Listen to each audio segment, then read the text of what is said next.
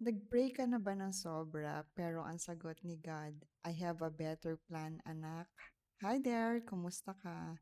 Honestly, I've been there lately. Maraming bagay akong pinagdarasal na parang sabi ko, Lord, bakit hindi pa nangyayari?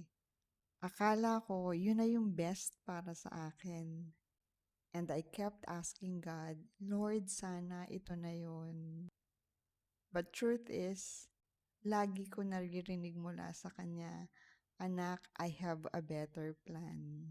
Masakit, and I asked Him, Lord, bakit hindi mo pwedeng ibigay? Lord, bakit hindi ito yung plano mo? But as I focused on His wonderful plans in my life, dun ko na-realize na if God had given me everything I asked for, siguro wala ako sa kung nasaan ako ngayon. Looking back, I can now see that totoo, every delays, every rejection is God's redirection or protection.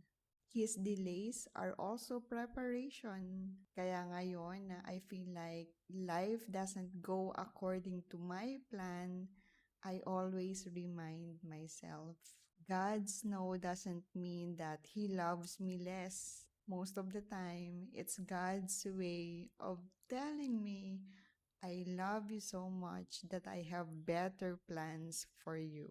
Kaya kapit lang tayo, dasal pa tayo. God is not ignoring our prayers. He is just writing the best life story that will bring glory to His name. Even when you don't understand, may ginagawang kamangha-manghang bagay ang Diyos sa sitwasyon mo ngayon.